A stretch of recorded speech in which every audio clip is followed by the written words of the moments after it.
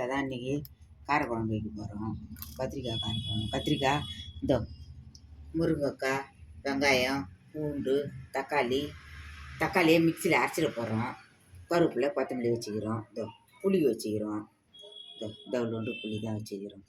கொஞ்சம் புளி தான் ஊற்ற போகிறோம். 4 பேர் சாப்பிட்லாம்ப்பா இதை.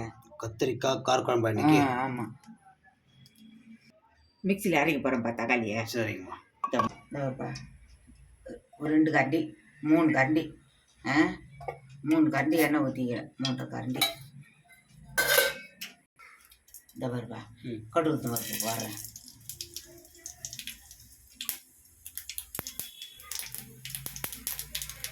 வெங்காயம் போடுறேன். வெங்காயம்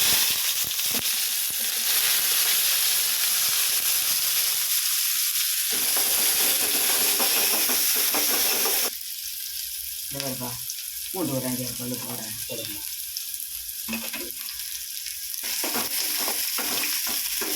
மிக்சியில் அரைச்சி தக்காளியை ஊற்றுறேன். வெங்காயம் வதங்கிச்சு. வெறும் தக்காளி தான் அரைச்சி ஊற்றுறோம்.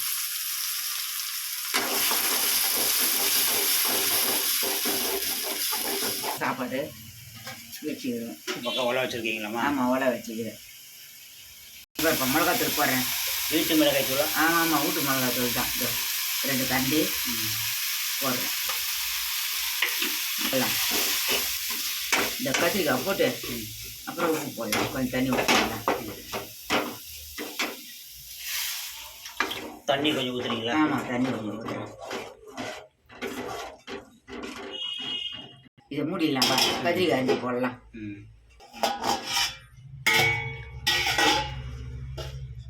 தண்ணி ஊற்றணும்லப்பா. இந்த கத்திரிக்காய் முருங்கைக்காய் போட்டுடலாம். கத்திரிக்காய் முருங்கைக்காய் போடுங்க. எண்ணெயிலையும் போட்டு வதக்கி போடலாம். இதுமாரி சும்மாவும் போடலாம். நம்ம இஷ்டம் தான் எப்படி செய்தா என்ன. இன்னும் கத்திரிக்காவை எண்ணெயில் வதக்கி தாளிச்சோம்னா இன்னும் நல்லா தான் இருக்கும். இந்த முருங்கைக்காய் போடுறேன்.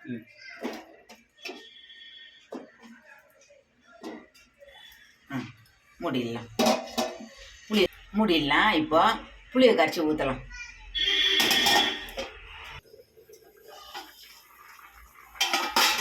குழம்பு கொதிக்குதுப்பா. உப்பு போட்டுடலாம்.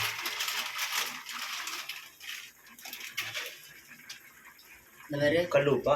கல் உப்பு கொஞ்சம் போடுறேன். இன்னும் கொஞ்சம் போடலாம்.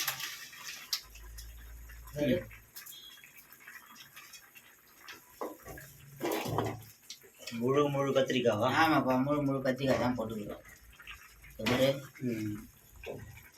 ஒரு முழு கத்திரிக்காய். புளி ஊற்றிடலாம். இப்போ முருங்கைக்காய், கத்திரிக்காய், காரக்குழம்பு. ஆமாம், இந்த புளி ஊற்றுறேன் பாரு.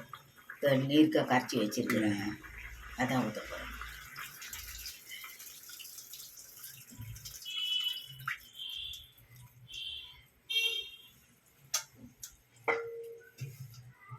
இந்த கருவேப்பிலை வச்சுக்கிறோம். கருவேப்பிலையா?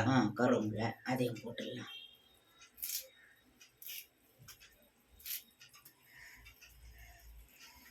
காம்போட போட்டிங்களா? ஆமாப்பா, காம்போடு தான் போட்டேன்.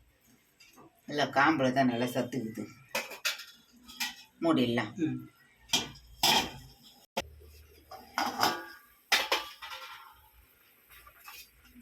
குழம்பு கொதிக்குதுப்பா.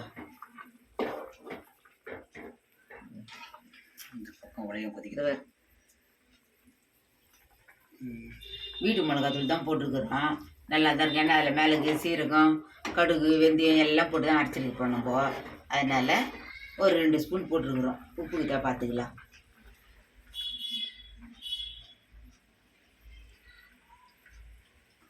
சூப்பராக இருக்குதுப்பா. உப்பெல்லாம் கரெக்டாக இருக்குது. இந்த ஒரு 2 உப்பு போடுறேன். நல்லா கொதிக்கிட்டேன்னா ஆஃப் பண்ண வேண்டியது தான். கொத்தமல்லி போடுறேன். கொஞ்சம் கொத்தமல்லி போடுறேன். அவ்வளோதான், குழம்பு ரெடி ஆகிடுச்சு. இதை ஆஃப் பண்ணிடலாம். வாங்க ஃப்ரெண்ட்ஸ், கத்திரிக்காய் காரக்குழம்பு ரெடி ஆகிடுச்சு. சாப்பிட்லாம். கத்திரிக்காய் முருங்கைக்காய் காரக்குழம்பு சாப்பிட்லாம் வாங்க.